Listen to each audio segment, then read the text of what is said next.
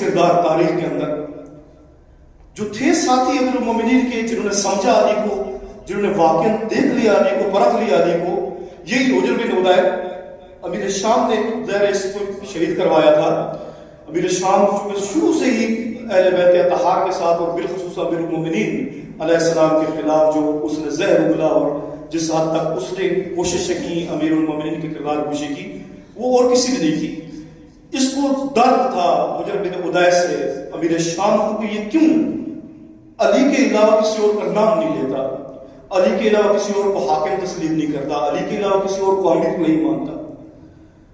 باقی ڈر گئے، سہم گئے، لیکن حجر بن عدیر کو ایک منزل کے اوپر اپنے ساتھیوں کے ساتھ اور اس کا بیٹا بھی ساتھ تھا۔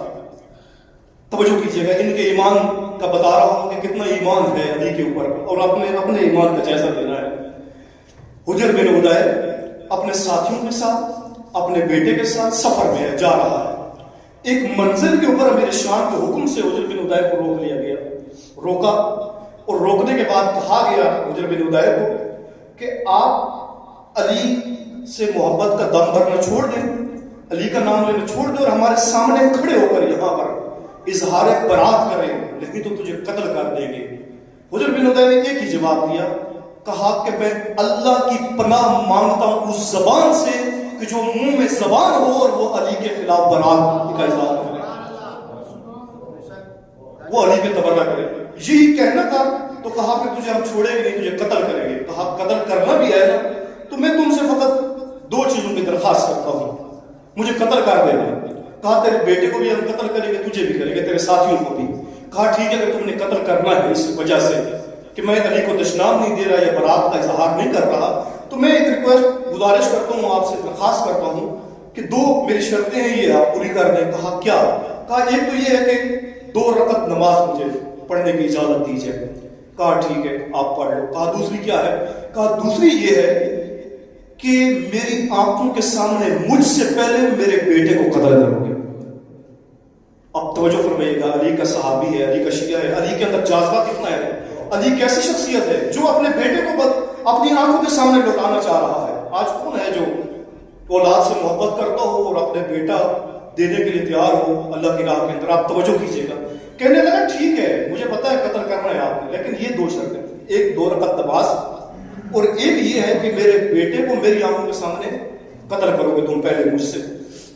کہا ٹھیک ہے، نماز پڑھی، 2 رکعت نماز پڑھ لی۔ یہ شخص قریب آیا آ کر کہنے لگا ہے حجر بن عدیر، مجھے ایک بات تو سمجھ آ گئی ہے کہ یہ علی کے شیعوں کا شیوا ہے اور علی کے شیعوں کی عادت ہے کہ قتل ہونے سے پہلے نماز ضرور پڑھتے ہیں۔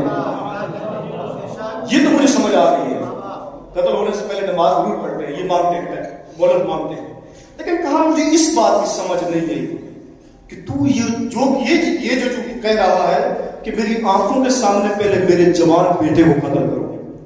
کہا مجھے اس بات کی سمجھ نہیں، کیا کوئی ایسا بھی شخص ہو سکتا ہے کہ جو اپنی نگاہوں کے سامنے، اپنی آنکھوں کے سامنے اپنے جوان بیٹے کو دیکھے قتل ہوتا؟ یہ کیوں کہا ہے؟